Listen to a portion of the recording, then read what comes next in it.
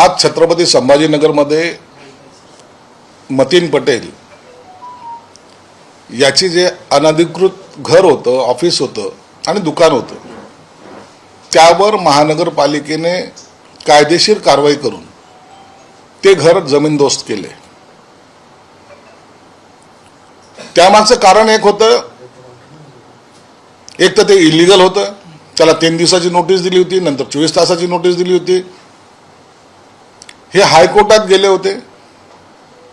पहिले तर यांनी हे सांगितलं की हे घर मतींचं नाहीच आहे. नंतर हायकोर्टात गेले आणि सांगितलं की साहेब आमच्या नगरसेवक असल्यामुळे त्याचं घर तोडतायत. हायकोर्टाने त्यांना कुठेही एंटरटेन केलं नाही. ते म्हणे ठीक आहे, पुढच्या आठवड्यामध्ये तुमचं काय मत आहे ते आम्ही ऐकून घेऊ. हा जो काही इम्तियाज जलील बोंबलायला लागला आहे, याला जर कायदा कळत असेल, हायकोर्टाच्या जजपेक्षाही जास्त, काही सुप्रीमचे त्यांनी काहीतरी उदाहरण वगैरे दिलेत, तर हायकोर्ट ठरवेल ना. हायकोर्टाच्या आदेशाचं पालन जर कॉर्पोरेशनने केलं नसेल तर कंटेम्प्ट ऑफ कोर्टची कारवाई त्यांच्यावर होईल. आणि जर झाली कारवाई तर ॲज इट इज त्याला घरही बनवून देता येईल. परंतु या महाशयाने जे केलंय, रात्री 12 वाजता जाऊन मतींच्या घरासमोर ज्या पद्धतीने तो बोललाय, भाषण आहे त्याचं,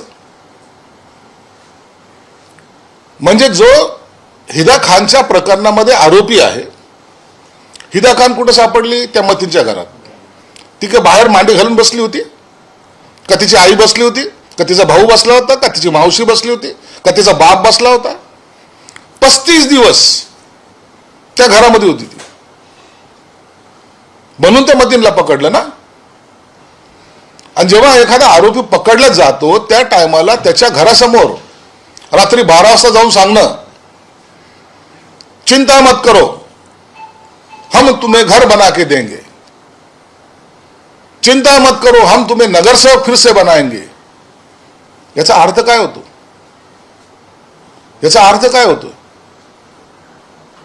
तू जो काही गुन्हा केलाय ते होऊ दे. त्याच्या आई वडिलांवर पण एक प्रेशर मेंटेन करण्याचा हा प्रकार आहे की आम्ही तुला घर बांधून देणार आहे, तुझ्या मुलाला आम्ही नगरसेवक करणार आहे. हा खऱ्या अर्थानं अर्बन अतिरेकी ज्याला म्हणतात, अर्बन टेररिस्ट, हा तो प्रकार आहे. पोलिसांनी तातडीने त्या इम्तियाज जलीलवर आज गुन्हा दाखल केला पाहिजे.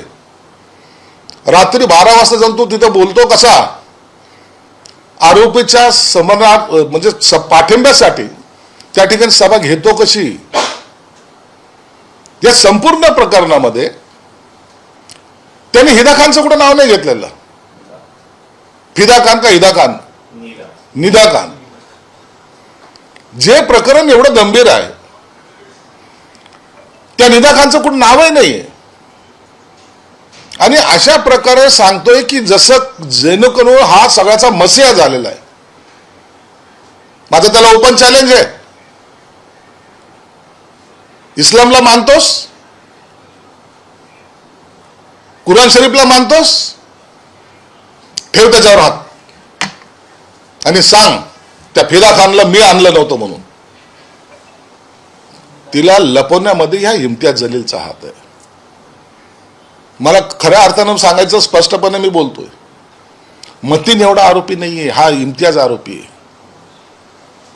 त्याची हिंमत नाहीये. त्या मतीन कोण आहे? तो बिचारा छोटा नगरसेवक. कुणाच्या सांगण्याहून केलं होतं? यांनी कुराण शरीफवर हात ठेवावं आणि सांगावं, माझा त्याच्याशी काही संबंध नाही, मी त्या फिदा खानला का हिदा खानला मी ओळखत नाही आणि मी तिला त्या घरात लपवलं नाही.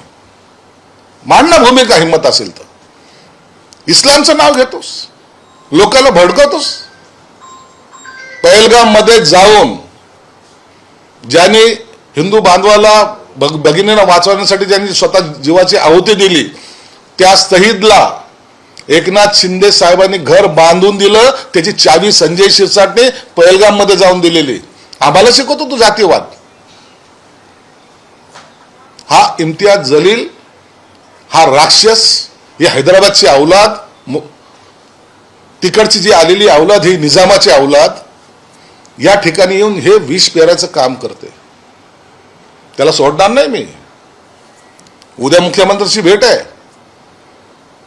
पोलिसांमध्ये मतीनने काय स्टेटमेंट दिलेलं आहे, एकदा या त्या स्टेटमेंटच्या आधारावर याला जेलमध्ये गेला पाहिजे.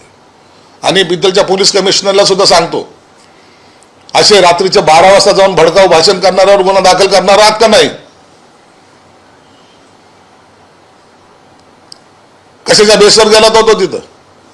का म्हणून गेला होता? आरोपीला पाठबळ देण्यासाठी गेला होता. आणि त्याला माहिती देणारे कोण? सकाळी घर पडणार आहे त्याला सांगणारं कोण होतं? पालकमंत्री काय करू शकतो किंवा पालकमंत्र्याचं काय? अरे मी पालकमंत्री पद आणखीन वापरलंच नाही. मला त्या पदाची मस्ती नाहीये. तुम्हाला जी चरबी चढलेली ना ती चरबी उतरवण्यासाठी मी पुढे आलेलो आहे. माझं फिदा खानचं प्रकरण राहिलं बाजूला. संजय ह्याच्या मी काढलं म्हणून ते माझ्याशी दुश्मनी घेतात. अरे पुन्हा चौकशी कर ना. माहित तरी आहे का या मूर्खाला? विभागीय चौकशी झाल्याचं माहिती आहे का त्याला? 4 लोकांची कमिटी होती, त्याला माहित तरी आहे का? माझं जरी प्रकरण असलं तर स्पष्टपणे त्याची चौकशी झाली पाहिजे. आणि तू सुद्धा ती मागणी कर, माझी चौकशी करा म्हणून. ते निदा ते नावं लक्षात येत नाही. ते निदा खान प्रकरणामध्ये तुझा संबंध नाही म्हणून जाहीर कर. तुम्हारा बाप आहे असं म्हणतोस तू. कुणाचा बाप होतोस रे तू? एवढी मस्ती तुझ्यात कसली? अर्बन टेररिस्ट आहेस तू. तो तुझा जो टोपीवाला दाढीवाला आहे ना तो निजाम, त्यालाही सांग हा महाराष्ट्र आहे, मस्ती चालणार नाही. आम्हाला राजकारण शिकवायच्या भानगडीत पडतायत. महाराष्ट्रातील सर्व बातम्यांचे विश्वासार्ह व्यासपीठ सकाळच्या सर्व सोशल मीडिया प्लॅटफॉर्मला लाईक, फॉलो आणि सबस्क्राईब करा. तसंच सर्व नोटिफिकेशनसाठी बेल आयकॉन प्रेस करायला विसरू नका.